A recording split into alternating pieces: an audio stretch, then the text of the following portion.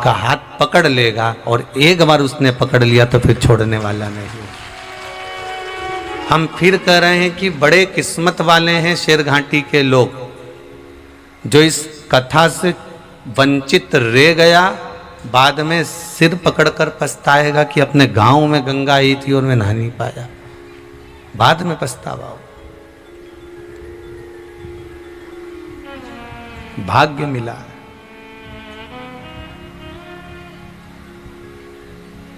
शिव महापुराण में तो यहां तक लिखा है कि आप कोई उपाय करें ना करें, केवल शंकर की कथा में श्रवण करने के लिए बैठ जाएं, और कथा सुनते सुनते आपके मन में जो कामना आती है बाबा 3 महीने में पूरी कर देता। कथा श्रवण करते करते जो मन में कामना आती है बाबा 3 महीने में पूरी कर देता। पहले भी कथा में कहा, कुंभज ऋषि के आश्रम में बाबा भोलेनाथ माता सती को कथा श्रवण कराने ले गए थे। अगस्त ऋषि के आश्रम में कथा सुनने के लिए लेकर गए। सती मैया के मन में आया कि मेरा विवाह हुआ है, और विवाह होने के बाद मेरे पति मुझे कथा सुनाने के लिए लेकर आए, इससे अच्छा तो ये शरीर जलकर भस्म हो जाए तो अच्छा। सती मैया का शरीर जलकर भस्म हो गया। शंकर जी ने ये भाव रखा कि मैं जिस परमात्मा की कथा सुन रहा हूँ उस परमात्मा का दर्शन मुझे करना है, और भगवान शंकर को राम जी का दर्शन हो गया। दोनों का भाव कथा के मध्य में प्रकट हुआ था। आपके मन में जो आ रहा है, आपके मन में जो भाव प्रकट हो रहा है, आपके मन में जो चल रहा है, कथा को श्रवण करते करते आपकी चित्त वृत्ति में जो भाव प्रकट होता है भगवान उसको पूर्ण कर देता। आप अच्छा सोचिए, 3 घंटे की कथा में कहीं आपको मौका मिले ना तो 2 सेकंड के लिए, 2 क्षण के लिए अपने नेत्र बंद कर कर, मात्र 2 क्षण के लिए भगवान से विनय कर लेना, बाबा मेरी ये कामना है, मैंने सुना है, मैं रोज कथा जब आस्था चैनल पर सुनती हूँ, मैं फेसबुक यूट्यूब पर श्रवण करती हूँ, तो मेरे मन में ये भाव आया कि 3 महीने में मनोकामना पूर्ण हो जाती है, तो मैं भी कथा सुनने के लिए आई हूँ, मैं भी आपके दरबार में बैठी हूँ, मैं भी शिव महापुराण की कथा सुन रही हूँ, मेरी भी मनोकामना है, और वो कामना ये है, आप उसे पूर्ण कर देना। भाव जागृत हो।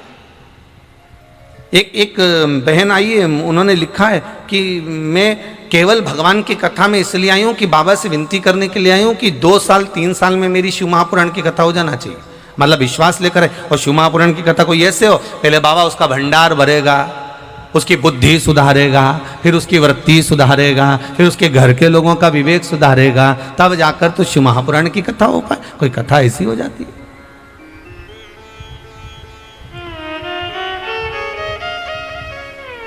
भगवान से केवल एक प्रार्थना का भाव।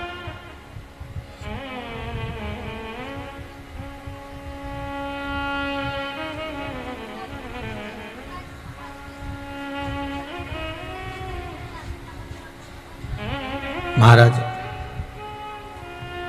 सज्जन, साधुजन और स्वर्ण ये पुनः टूटने के बाद वापस बन जाते हैं, वापस सृष्ट हो जाते हैं।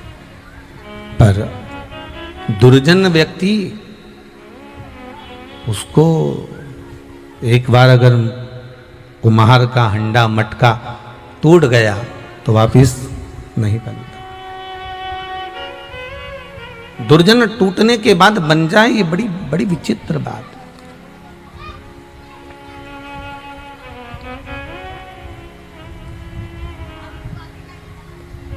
माना थोड़ा सा सज्जन और दुर्जन में अंतर है। सज्जन व्यक्ति दूसरे को दुखी देखकर दुखी हो जाता है, दुर्जन व्यक्ति दूसरे को दुखी देखकर सुखी हो जाता है। मोहल्ले में, पड़ोस में, कुटुंब में, कबीले में, आपके क्षेत्र में अगर कोई बीमार पड़ा है, पहले वो व्यक्ति बहुत घूमता था, बहुत जाता आता था, घूमता था और चारों तरफ भ्रमण भी करता था, और मालूम पड़े अब वो बीमार पड़ गया, अब मालूम पड़े उसको कोई रोग हो गया, वो बीमार पड़ा हुआ है, उसको रोग हो गया, कोई रोग सता जाता है, हो जाता है।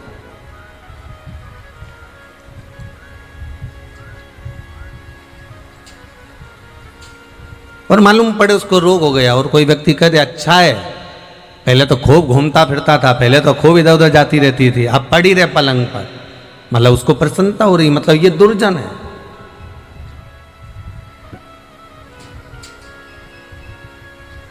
एक एकादशी का महत्तम कथा आपको पहले श्रवण कराई थी, आपको ध्यान में होगा।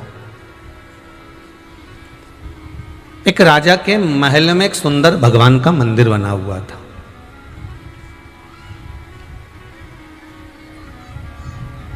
वहां पर एक पंडित जी, एक ब्राह्मण भगवान की पूजन करने जाते थे। राजा का बड़ा सुंदर एक लड़का था, उसका विवाह हुआ था, घर में बहू आ गई थी। राजा का लड़का सो रहा था और बहू ने उस राजा के बेटे की पत्नी ने अपने पति की तलवार को उठाकर देखा कि म्यान कितनी सुंदर है। जिसमें तलवार रखी है वो म्यान कितनी सुंदर है, कितनी सुंदर है।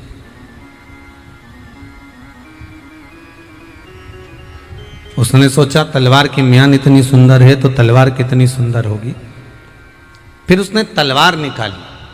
अब तलवार निकाली तो तलवार की चमक इतनी तेज थी कि तलवार हाथ से छूट गई। छूटी तो जहां राजा का लड़का सो रहा था, इसका पति सो रहा था, तलवार उसके गर्दन पे गिर गई। गर्दन पे गिरी और राजा का लड़का मर गया। इसका पति समाप्त हो गया, पति मर गया।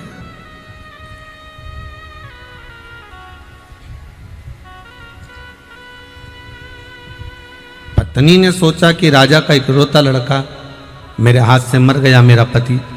मान लो अगर राजा को खबर मिलेगी और मैं पकड़ा गई तो मुझे फांसी की सजा मिलेगी। एक काम करती हूं, ये इल्जाम मैं किसी और पर लगवा देती हूं। किस पे लगाऊंगी? अब सुबह सुबह का टाइम है, करूं क्या? पंडित जी पूजन करने आते हैं, ब्राह्मण देवता मंदिर में पूजन करने आते हैं। जब वो बगीचे में तुलसी लेने आएंगे, बगीचे में फूल लेने आएंगे, तो मैं ये इल्जाम उन पर लगा दूं। ये राजा के बेटे के शव को, अपने पति के बॉडी को, शव को खींच कर ले गई और तुलसी के क्यारे के साइड में उसको पटक दिया। तुलसी के क्यारे की साइड में उसको एक और उसको रख दिया। थोड़ी देर बाद पंडित जी आए, तुलसी उतारने लगे। ये बहू चिल्ला कर दौड़ी, अरे मेरे पति को मार दिया, अरे मेरे पति को मार दिया, अरे मेरे पति को मार दिया। सारा नगर इकट्ठा हो गया, सारे द्वारपाल इकट्ठे हो गए। किसने मारा? ये पंडित जी ने मारा, ये ब्राह्मण देवता ने मारा। पंडित जी को पकड़ लिया। राजा को सूचना गई कि राजा का लड़का मर गया है और उसकी बॉडी पड़ी हुई है। राजा के लड़के की बॉडी पड़ी है? हाँ, राजा का लड़का मर चुका है, मर गया। अच्छा, हाँ। बड़ा दुखी राजा। राजा ने कहा पकड़ लो पंडित जी को, कारागार में डाल दो। पंडित जी को ले जाकर कारागार में डाल दिया और पंडित जी को ले जाकर कारागार में डाला। राजा ने अपने लड़के का अंतिम संस्कार करवाया। अंतिम संस्कार हुआ। पंडित जी को कारागार से बुलाकर सभा में सामने बुलाया। पंडित जी, आपने मेरे बेटे को मार दिया। पंडित जी बोलते हैं, मैं सौगंध खाकर कहता हूं भगवान की कि मैंने नहीं मारा। मैं अपने पुत्र की सौगंध खा सकता हूं कि मैंने आपके पुत्र को नहीं मारा, मैं नहीं मारा। मैं अपनी धर्म पत्नी की सौगंध खा सकता हूं, मैं स्वयं की सौगंध खा सकता हूं कि मैंने आपके पुत्र को नहीं मारा। मैं क्यों मारूंगा? इससे मेरा लेन देन क्या है? इससे मेरा विवाद क्या है? अगर कोई विवाद होए तो मारा जाए, पर इससे तो मेरा कोई विवाद है ही नहीं, तो फिर मैं क्यों मारूं इसको? परंतु मेरी बहू ने तो आप पर इल्जाम लगाया, मैं सुनूंगा नहीं। आप ही ने मेरे पुत्र को मारा है, ब्राह्मण हो आप, इसलिए आपको फांसी की सजा नहीं दे सकता। द्वारपालों, इसने अपने हाथ से मेरे बेटे को मारा है, इसका एक हाथ काट दिया जाए। ब्राह्मण का एक हाथ कट गया। कटा हुआ हाथ लेकर वो घर नहीं गया, सबसे पहले अपने गुरुदेव के पास गया। गुरुदेव, मैंने नियम लिया था कि सत्य बोलूंगा, मैंने सत्य बोला,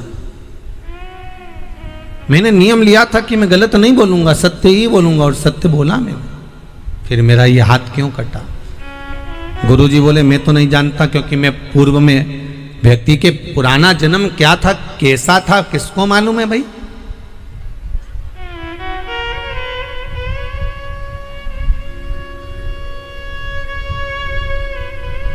हाँ, 2-3 चीजों से अंदाजा लगाया जा सकता है कि पुराने जन्म में क्या थे। अगर जरा जरा सी बात में कोई काटने दौड़े, नोचने दौड़े, तो समझ लो पूर्व समय में बंदर थी, है ये बंदर था। जरा जरा सी बात में तुमने कुछ कहा और उसने धाड़ लगाई, चिल्लाना चालू कर दिया, समझ लेना शेर था। जरा जरा सी बात में बहुत जहरीली भाषा बोलना चालू कर दे, तुम मेरे से चुप रहना, फालतू बात करना मत। जरा जरा सी बात में अगर ऐसी बातें बोलना चालू कर दे, समझ लेना पूर्व जन्म में नाग की जन्म था, सांप का जन्म था, जहर उगलती थी दिन भर। तो मन ये थोड़े बहुत अंदाजे से तो लगा सकते हो कि इस पूर्व का जन्म क्या था, पर मैं जन्म क्या बताऊं, मुझे मालूम नहीं। हाँ, एक काम कर, तू मेरे गुरु जी के पास जा। अब गुरु के पास कहां जाना पड़ेगा कि काशी चले जा, काशी जाओ। काशी गए, एड्रेस मिल गया था, उस एड्रेस पर चले जाना, वहां पर मेरे गुरुजी मिलेंगे। ये गया, दरवाजा बजाया तो गुरुजी नहीं थे, गुरुजी की पत्नी थी। पत्नी ने आवाज लगाकर जैसे ही सुना, कौन है, मेरे को गुरुजी से मिलना है। इतने में गुरुजी की पत्नी बोली, आग लगेगा गुरुजी में, ना जाने कहां मर रहा होगा, आ गए यहां पर, चलो दर जाओ। गुरुजी करते रहते हो, निकलो यहां से बाहर, अब मत आ जाना, सोच लेने तो टांग तोड़ दूंगी तेरे। और बेचारा पंडित जी ने सोचा, बताओ तुम हो कौन? तो क्या मैं गुरुजी की पत्नी हूं। ओहो हो, प्रणाम प्रणाम प्रणाम। ब्राह्मण देवता चले गए। दोपहर के समय पर ब्राह्मण देवता फिर उसके घर पर पहुंच गए। गुरुजी हैं, अब की बार पत्नी नहीं मिली, गुरुजी मिल गए। गुरुजी मिले, क्या बात है भैया, कहां से आए हो, कौन हो आप? कहा मैं आपके चेला है ना, शिष्य, उनका मैं शिष्य हूं। अच्छा, कहां से आए हो? स्थान बताया। बोलो क्या बात है? भैया गुरुदेव, मेरे गुरुजी ने आपके पास भेजा है, ये मालूम करना है मुझको, पूछना था कि मैंने ना तो जीवन में कभी असत्य बोला, ना जीवन में मैंने झूठ बोला, ना कभी मैंने कपट करा, ना मैंने कभी बेईमानी करी, ना मैंने कभी प्रपंच करा, ना कभी मैंने छल करा, ना कभी मैंने किसी को दुख दिया, ना कभी मैंने किसी को तकलीफ दी। फिर मेरा हाथ कटा क्यों?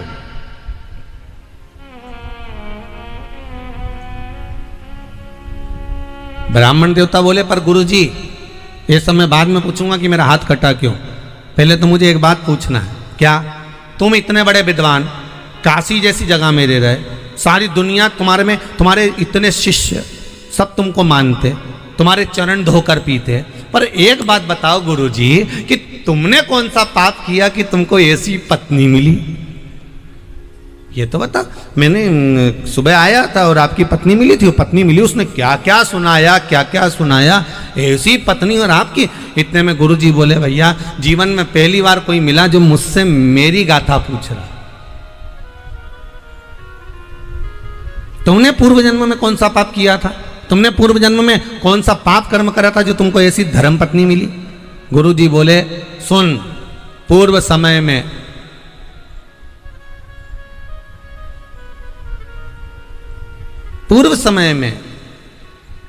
मेरी पत्नी जो थी वो गधी थी। अच्छा, और मैं कौवा था। अच्छा, मेरी पत्नी के पीठ पर एक घाव हो गया था, मैं कौवा उड़कर जाता, उस पत्नी की पीठ पर बैठकर उसके घाव को नोचा करता। वो गधी उचक उचक कर दौड़ती भागती करती महाराज, मुझे बड़ा अच्छा लगता। मैं रोज उसकी पीठ पर बैठता, रोज उसके घाव को नोचता, उसके घाव को अपनी चोंच से खरोदता। वो गधी उचकती फिरती भागती फिरती वो मुझसे पीछा छुड़ा कर एक बार हरिद्वार चली गई गंगा के घाट पर। मैं उसको ढूंढता ढूंढता गंगा के घाट चले गया। गंगा के घाट पर वो मुझे दिखी। मैंने फिर उसकी पीठ पर बैठकर उसके घाव को खरोदना प्रारंभ करा। वो मेरे चक्कर में गंगा जी में कूद गई। मैं उसकी पीठ पर बैठा था, मैं भी गंगा जी में चले गया। हम दोनों गंगा के जल में कूद कर मर गए। ये मेरी पत्नी बन गई, मैं इसका पति बन गया। बस अंतर इतना है कि पहले पूर्व समय में मैंने कौवे बनकर इसके घाव को बार बार चोंच से खरोदा था। अब ये मेरी धर्म पत्नी बनकर मुझे खरोद रही है। मेरी धर्म पत्नी बनकर ये मुझे खरोद रही है। आपको अच्छी पत्नी मिले ना तो बड़े बड़े प्रसन्न होना महाराज। भगवान की कृपा है कि पूर्व का फल अच्छा मिल गया। और कहीं की ऐसी मिल जाए, कोई ऐसी मिल जाए तो उसमें भी दुख मत मनाना। हो सकता है कि पूर्व के कर्म का भोग होगा, हो सकता है।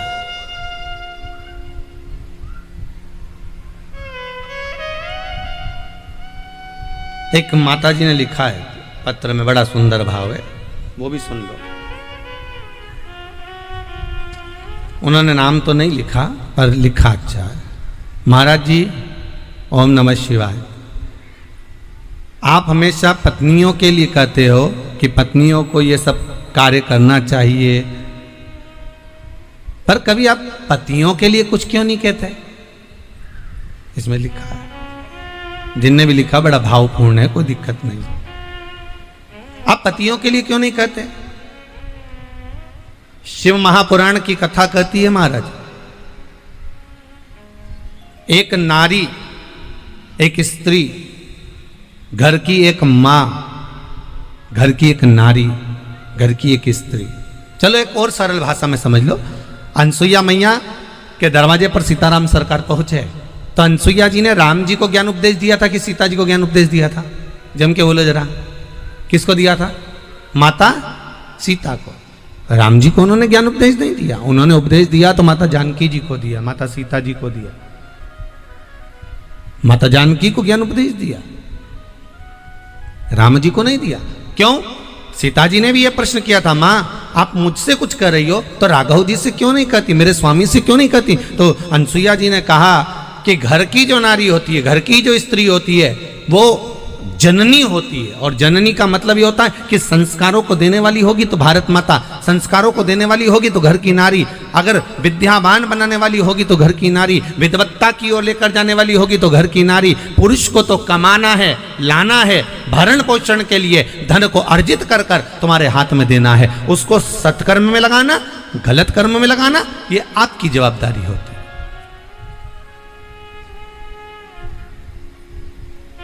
इसको सही जगह पर लगा रहे हो कि गलत जगह पर लगा रहे हो, ये आपकी जवाबदारी है।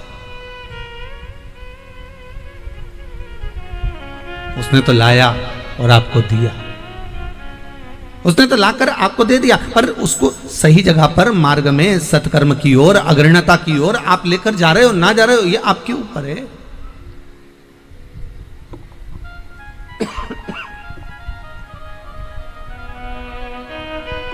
ये आपके ऊपर निर्भर है कि आप लेकर कहां जाओ। फिर कहेंगे पुरुष ला रहा है कमाकर, उसको उसका परिवार का पालन करना है, पोषण करना है।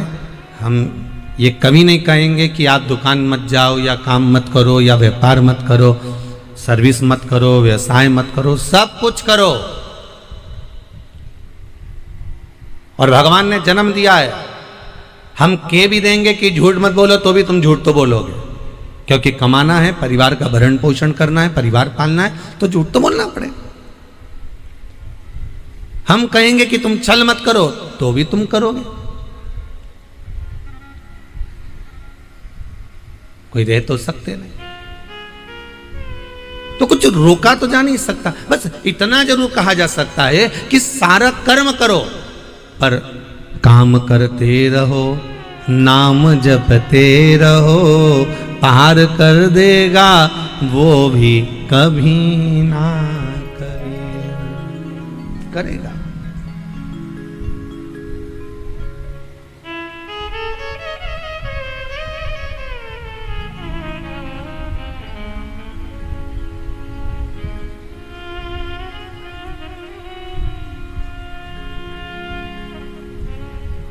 एक हमारे भाव बड़ा सुंदर भाव से व्यक्त करते कि महाराज मेरे सिर पे भोलेनाथ फिकर, फिर गाय उसके हाथ से छूट गई, भाग गई।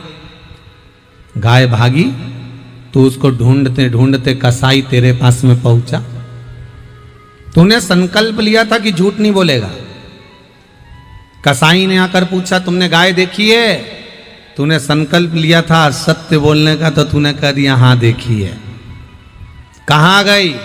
सत्य बोलने का संकल्प लिया था तो तूने कह दिया इधर गई। कसाई गया, गाय को पकड़ा, गाय काट दी, बस वो जन्म तेरा निकल गया। अब तेरा आज का जन्म देख ले। ना तो तूने झूठ बोला, ना तूने वध करा, ना तूने हत्या करी।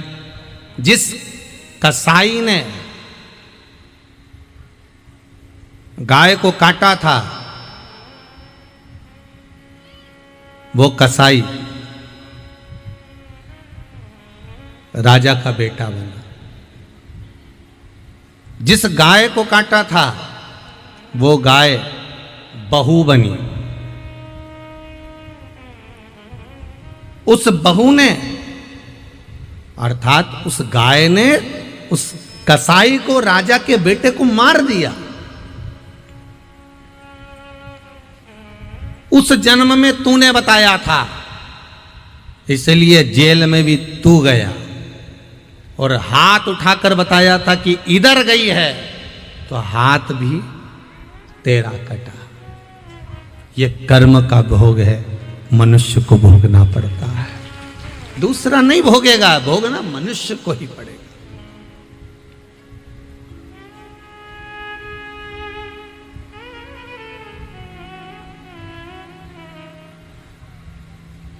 आप जो कर्म कर रहे हैं, हम जो कर्म कर रहे हैं, उसका भोग हमें भोगना है।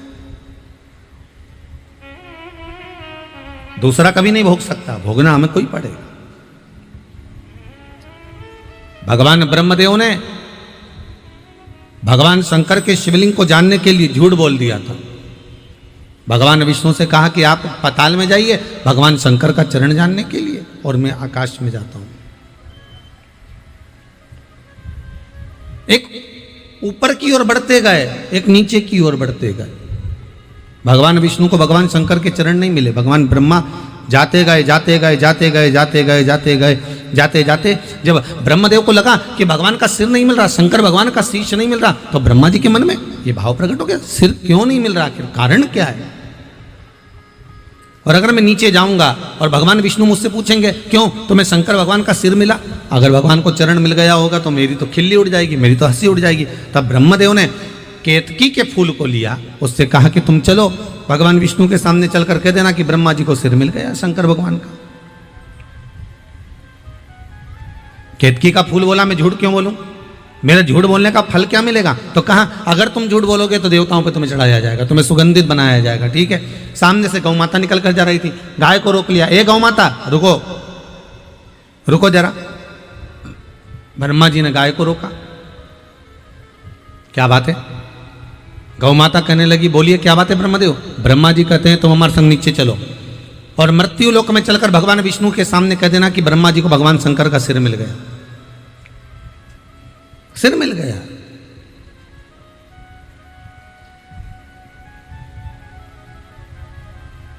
अब चलकर कह देना ये बात, ठीक है, कह देंगे।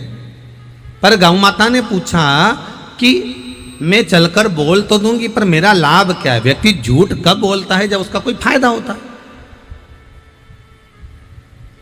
मेरा फायदा है क्या? तो कहा तुम्हारा फायदा एक ही रहेगा कि घर में सबसे पहली रोटी बनेगी ना तो गाय को दी जाएगी। ठीक है, बोल दिया झूठ। आ गए भगवान ब्रह्मा गौ और केतकी के फूल को लेकर भगवान विष्णु के पास। भगवान विष्णु ने पूछा क्यों ब्रह्मदेव, भगवान शंकर का सिर मिला कहीं? ब्रह्मा जी ने कहा वो तो बात की बात है, पहले बताओ आपको भगवान के चरण मिले कहीं? अब भगवान विष्णु ने तो एक ही शब्द कहा कि मुझे शंकर भगवान के चरण नहीं मिले। भगवान विष्णु ने जैसे ही बोला चरण नहीं मिले, एक बार मुख से सत्य निकल गया तो भगवान विष्णु का नाम सत्यनारायण पड़ गया। क्या नाम पड़ गया? सत्यनारायण। एक बार मुख से सत्य निकला और सत्यनारायण नाम पड़ गया। आपसे भी निवेदन है, जिंदगी में आप रोज 24 घंटे सत्य नहीं बोल सकते तो कम से कम 12 घंटा तो सत्य बोलो। 12 घंटा भी सत्य नहीं बोल सकते तो कम से कम 3 घंटे ही सत्य बोल लो। 3 घंटे सत्य नहीं बोल सकते तो कम से कम आधा घंटा सत्य बोल लो। आधा घंटा भी सत्य नहीं बोल सकते तो 15 मिनट बोल लो। 15 मिनट भी सत्य नहीं बोल सकते तो कम से कम 5 मिनट तो ऐसा बनाओ कि मैं 5 मिनट 24 घंटे में से 5 मिनट ऐसा निकालूंगी जिसमें मैं सत्य बोलूंगी, मैं झूठ बोलूंगी नहीं।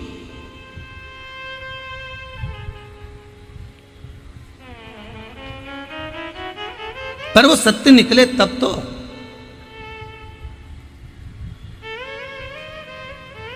अच्छा, कई लोग सोच रहे हैं इतनी कथा भागवत हो रही है, जगह जगह पे इतनी कथा हो, लोग कितने लोग लाखों लोग गया जी में आते हैं, सब मरे हुए को छोड़े यहाँ पर पिंडदान करें, तर्पण करें। कितने लोग तर जाते होंगे, कितने लोगों का गंगा जी नहाने जाते होंगे, कोई जाए काशी, कोई जाए इलाहाबाद, कोई जाए प्रयागराज, कितने लोग तर जाते होंगे, कितने लोगों को मोक्ष मिल जाता होगा, कितने लोग अपने अपने धाम में पहुंच जाते होंगे। तो एक ईमानदारी से बोलो, कितनी कथा, कितना सत्संग, कितना प्रवचन, कितना शिवपुराण, कितनी भागवत, कितनी रामायण, कितने यज्ञ सब हो रहे हैं, तो कितने लोग सुनते? और इतने लोग सुने सारे के सारे बैकुंठ चले जाते हैं क्या?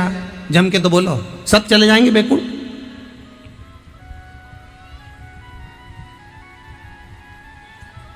जब ज्यादा कथाएं होने लगी, खूब प्रवचन होने लगे, खूब यज्ञ होने लगे, दान पुण्य होने लगे, तो देवताओं में भी खलबली मच गई।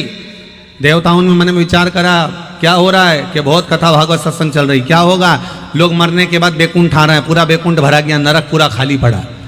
तब भगवान ने कुछ ऐसी कृपा करी, यमराज से विनती करी और यमराज से कहा कोई ऐसा यंत्र का निर्माण करो जिसपे व्यक्ति दिन भर में कम से कम 50 बार तो झूठ बोल दे, ऐसे यंत्र का निर्माण करो। तब यमराज ने कहा चिंता मत करो, मैंने एक व्यक्ति की बुद्धि बिगाड़ दी है, उसने मोबाइल का निर्माण कर दिया है, जिसकी जेब में मोबाइल रहेगा वो दिन भर में 50 बार तो झूठ बोलता रहेगा। बस, तो यमराज ने कहा तुम चिंता मत करो, इन सब के नरक भेजने का ठेका मैंने ले लिया। ये कितनी कथा सुन ले, कितना ही भजन कर ले, कितना ही दान कर ले, कितना ही पुण्य कर ले, कितना ही सत्कर्म कर ले, जेब में अगर मोबाइल है और जैसे ही किसी का फोन आया कि अरे कहाँ है, तो क्या दुकान पे नहीं था, घर पे था। घर पे क्यों? तो दुकान पे क्यों? तो क्या कथा में क्यों? तो क्या बाजार में क्यों? तो क्या वहाँ दिन भर झूठ बोले। भगवान भी किया अब काम ठीक है, अब मरने वाले नरक ज़्यादा जा रहा है, अब स्वर्ग खाली हो गया, नहीं तो हमको टेंशन हो गया था, सारा स्वर्ग भरा गया था, करें क्या? तो मोबाइल का नाम मोबाइल नहीं है, इसका नाम है यम यंत्र। क्या नाम है इसका? यम यंत्र। ये जितना करीब में रहता है, इसका वाइब्रेशन जैसा जैसा बनता है वैसी वैसी धड़कन चलती है, कम निपट जाओगे और यमराज की कैद पड़ जाओगे। झूठ बोलता बोलता चले गए।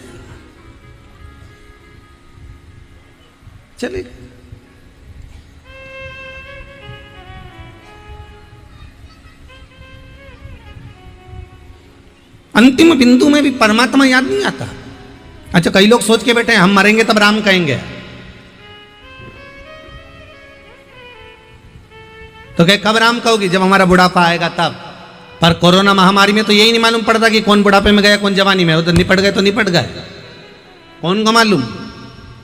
नहीं, अभी हमारा समय आएगा ना जब हम जब भगवान का भजन करेंगे और के लोग कहते हैं और बड़े बड़े ताव में कहते हैं, अकड़ में कह देते हैं मेरा समय आन दे तब मैं बताऊंगा हूं क्या, तू मुझे जानता क्या है, मेरा समय आन दे तब मैं बताऊंगा। अरे ऐसी तीननबाजी में के मेरा समय आन दे, मेरा समय आन दे। और एक दिन छाती में दर्द हुआ, हॉस्पिटल ले गए, डॉक्टर ने कह दिया इसका समय आ गया, इसका समय आया। तब समझ में आया कि समय आना तो इसको कहते हैं। इसलिए कभी अकड़ में मत कहो कि मेरा समय आन दे तब बताऊंगा, मेरा समय आन दे। भगवान ऐसा समय किसी का नहीं लाए दादा, मालूम पड़े निपटी जाए न तेरा पिंडा नीचे बन जाए, कोई मतलब का नहीं।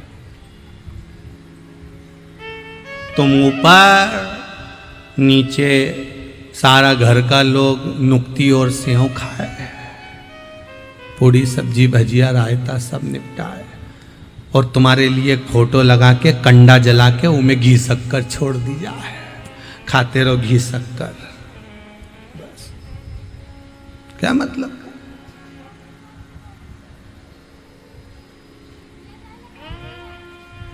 भजन चित्त स्मरण हृदय चित्त से हो। ब्रह्मदेव कह रहे हैं, ब्रह्मा जी के मन में होता है, किसी किसी के मन में भाव जागृत हो जावे, तो ब्रह्मा जी ने तुरंत कहा कि हुआ क्या? होता है कभी कभी मन में। एक माता जी के दरवाजे पर एक भिक्षुक रोज भिक्षा मांगने जाते हैं, माता भिक्षाम देई। माता जी रोज चिल्ला के दरवाजे पर कहते, चल जवान की जवान पड़ा निठल्ला, काम काज कुछ करता नहीं, मांगने आ जाता है, भट यहाँ से। अम्मा जी उसको भगा दे, फिर वो आ जाए सुबह से 9 बजे, अम्मा जी भिक्षा दे दो, रोटी दे दो, अम्मा फिर भगा दे, अम्मा इसको कुछ दे ही। फिर मांगने आ जाए, अम्मा कुछ दे दे, माई कुछ दे दे भिक्षाम दे, अम्मा फिर भगा दे। एक दिन अम्मा जी कहीं चली गई, और अम्मा जी कहीं गई, माता जी कहीं गई, और ये भिक्षा मांगने पहुंच गया। अब पहुंच गया तो घर पे थी बहू, इसने आवाज लगाई, माता भिक्षाम देही। घर में से बहू निकल कर आई, बाबा चलो बाहर जाओ, हमारे यहाँ कुछ नहीं है, निकलो यहाँ से। अम्मा था ना, पहले समझा दे रही हूँ। बहू ने भी इसको भगा दिया। अब बहू ने भगाया, महाराज जी जा रहे थे, भिक्षा मांगने वाला भिक्षुक, वहीं से सामने से अम्मा जी आ रही थी, माता जी ने पूछ लिया महाराज जी को देख के, क्यों रे कहाँ से आ रहा है? वो बोला, माता जी आपके घर से ही आ रहा हूं। अच्छा फिर क्या हुआ? तुम्हारी बहू मिली थी, उसने कुछ दिया है क्या? नहीं, भगा दिया। इतने में तो माता को गुस्सा या चोटी बांध के बोली, वो भगाने वाली कौन होती है? भिक्षुक को लगा इन दोनों की लड़ाई में आज तो कुछ मिल ही जाएगा, पक्का हो गया। इन दोनों की लड़ाई में आज तो मुझे कुछ मिलेगा, यह पक्का है। वो बहू कौन होती है भगाने वाली तुमको? तुम चलो मेरे साथ, अब भी चलो, अब भी चलो। अब तो भिक्षुक कितना खुश, 2 महीने से मांगने जा रही है तो कुछ नहीं मिला, आज जरूर इन दोनों की लड़ाई होगी तो मिल जाएगा। और माता जी बोली, वो भगाने वाली होती कौन है? तुम चलो मेरे साथ, चलो मेरे साथ। और ले गई भिक्षा मांगने वाले उस भिक्षुक को, खड़ा कर दिया भिक्षुक को, अंदर गई। बहू, ओ बहू, बहू आई, क्या मम्मी तूने इसको भगाया? हाँ। तू कौन होती है भगाने वाली? घर किसका है? मेरा। तो तूने क्यों भगाया? तेरी इतनी हिम्मत कैसे आ गई? तो बहू बोली, तुम भी तो रोज भगाती हो, तो तू मेरी होड़ करेगी? जैसा मैं करूंगी वैसा करेगी? तेरी इतनी हिम्मत? भगाऊंगी तो मैं भगाऊंगी, तेरी इतनी हिम्मत नहीं होना चाहिए कि तू भगा दे। तो भिखारी से कहा, अब तुम जाओ, भग। भिखारी माथा पकड़ा, गजब, इतनी दूर से पकड़ के लेके आई। मैंने सोचा कि दोनों की लड़ाई में कुछ मिल जाएगा, और वो लड़ी भी इस बात के लिए कि भगाऊंगी तो मैं भगाऊं। हे भगवान, भिक्षा।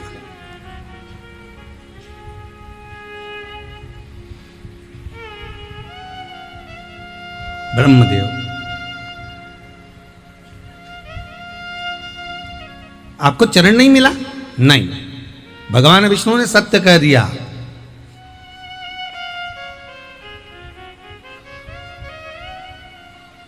इसलिए कहते हैं स्कूलों में अगर बच्चों को गीता पढ़ाई जाए तो यह पक्का है, बच्चे बड़े होकर अदालत में गीता पर हाथ नहीं रखेंगे। गीता पर हाथ वो ही रखता है जिसने बचपन में गीता नहीं पढ़ी होती है। अदालत में खड़े होकर गीता पर हाथ रखने से पहले बच्चों को गीता पढ़ा दो कि अदालत में हाथ रखवाएंगे, कहवाएंगे कि तू सत्य बोल, उससे अच्छा है जिंदगी सत्यमय निकालो। सत्यम शिवम सुंदरम, जीवन में सत्य होगा, शिव मिलेगा, शिव मिलेगा तो जीवन सुंदर होगा। पर आज के जमाने में लोग ना तो सत्य से मतलब रखते हैं, ना शिव से मतलब रखते हैं। उन्हें तो अपनी सुंदरता से मतलब होता है कि मैं सुंदर दिखूं,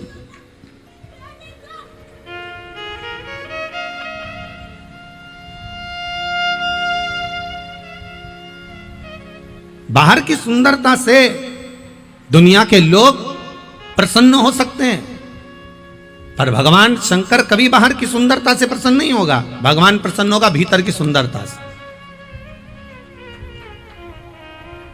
भगवान को बाहर की सुंदरता नहीं चाहिए।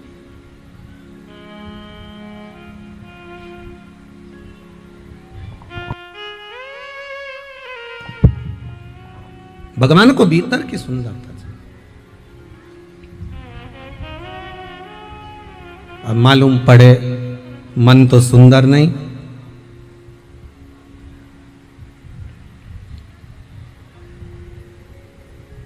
भीतर से भजन का बल बढ़ाइए। व्यक्ति कब तक ठोकर खाता है? जब तक वो भीतर से हल्का होता है। भजन का बल उसका बड़ा नहीं होता तो वो ठोकर खाता है।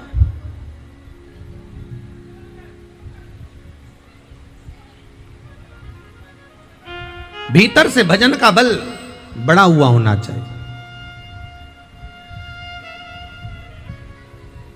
और जब भजन का बल भीतर से बड़ा हुआ होगा तो सुख का अनुभव अपने आप हो जाए।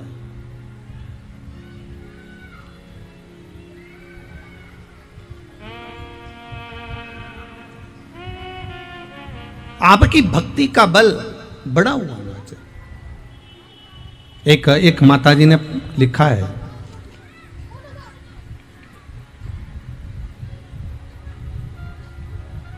गायत्री कुमारी जी हैं कोई, उन्होंने लिखा है, गुरुदेव पशुपति व्रत हम करते हैं, पर जिस मंदिर में शाम के समय पूजा करने के लिए जाते हैं वहां मंदिर शाम को प्रदोष काल में बंद रहता है और देर से खुलता है। यदि खुल भी जाता है तो शिवलिंग के पास पूजन करने नहीं जाने देते। पहला सोमवार मुझे ये सब बिल्कुल भी नहीं पता था, इसलिए मुझे चौखट पर ही पूजन करना पड़ी। कोई बात नहीं, अगर प्रदोष काल में मंदिर बंद रहता है आपके यहाँ और आप शिवजी के मंदिर में जाकर शंकर की पूजन नहीं कर पाए तो शंकर की चौखट तक तो पहुंच गए ना, उसके दरवाजे तक तो पहुंच गए। और यदि उसके दरवाजे तक पहुंचकर उसके दरवाजे की भी पूजन कर लिए आपने, उसके दरवाजे का भी स्मरण कर लिया आपने, क्योंकि शिव महापुराण की कथा तो यहां तक कहती है, शिखर दर्शनम सर्व पाप नाशनम। आपने उसकी चौखट का भी अगर पूजन करा है, उसका मालूम पड़े प्रदोष में मंदिर बंद है या अंदर नहीं जाने दे रहा है, प्रवेश नहीं करने दे रहा है, पूजन नहीं करने दे रहा है, आप द्वार की पूजन कर लो, करो पूजन। वो कहे ना, आहूं में असर होगा, घर बैठे बुला लेंगे। आहूं में असर होगा, घर बैठे बुला लेंगे। तुम रूठे रहो भोले, हम तुम्हें मना लेंगे। तुम कहते हो भोले हमें काशी